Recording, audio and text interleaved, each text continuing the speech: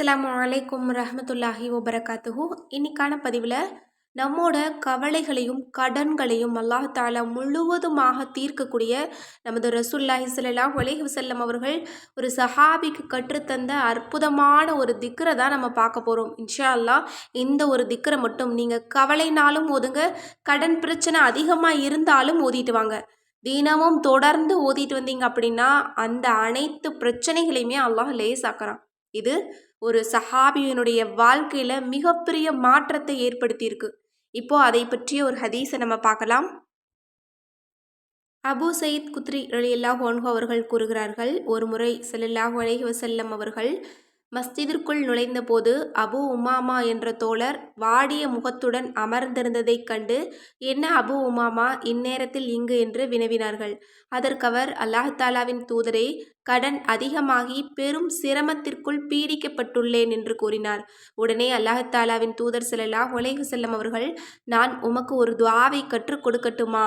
அதனை ஓதினால் உன் சிரமங்கள் நீங்கும், கடனும் நிறைவேறும் என்று கேட்க, அவசியம் கற்றுக் கொடுங்கள் என்று அத்தோழர் கூறினார். உடனே அல்லாஹ் தாலாவின் தூதர் ஸல்லல்லாஹு அலைஹி வஸல்லம் அவர்கள், நீர் காலையிலும் மாலையிலும் இந்த துஆவை ஓதுங்கள் அப்படின்னு சொல்லியிருக்காங்க. அந்த துஆ என்ன அப்படின்னா, அல்லாஹும்ம இன்னி அஊது பிக்க மினல் ஹம்மி வல் ஹுஸ்னி வ அஊது பிக்க மினல் அஜ்ஸி வல் கஸ்லி வ அஊது பிக்க மினல் புஹ்லி வல் ஜுப்னி வ அஊது பிக்க மின் கலபத்தி தைனி வ கஹ்ரி ரிஜால். அரபி தெரியாதவங்களுக்காக நான் தமிழ்லையும் போட்டிருக்கேன். இன்ஷா அல்லாஹ் பார்த்து எல்லோருமே ஓத முயற்சி பண்ணுங்க. இந்த ஒரு திக்ரை நபி அவங்க சொல்லி கொடுத்துட்டாங்க. சில நாளைக்கு பிறகு அந்த சஹாபி அவங்க நபி அவங்க கிட்ட சொன்னாங்களாம், இந்த ஒரு துஆவை நான் தினமும் காலையிலும் மாலையிலும் வெறும் 33 முறை மட்டும்தான் நான் ஓதனேன். அல்லாஹ் தாலா என்னோட கடன்களையும் என்னோட உள்ளத்தில் இருந்த அனைத்து கவலைகளையும் நீக்கிட்டான் அப்படின்னு மகிழ்ச்சியோட சொன்னாங்களாம். எவ்வளோ ஒரு அற்புதமான விஷயம் பாருங்கள். இன்றைக்கு நம்மள பலரோட பிரச்சனை இந்த கடன் பிரச்சனை தான். இன்னும் கவலை இல்லாத மனுஷங்க கிடையாது அப்படின்னு தான் சொல்லணும். இந்த 2 பிரச்சனைகளையுமே, இந்த 2 விஷயங்களையுமே நமக்கு அல்லாஹ் லேசாக்கி தரக்கூடிய ஒரு அற்புதமான துஆவாகி இருக்கு. ஆனால் இதை நம்மள பலரும் இதை தொடர்ந்து நம்ம ஓதுறது கிடையாது. எனவே இன்ஷா அல்லாஹ் காலையிலும் மாலையிலும் வெறும் 33 முறை ஓதுங்க.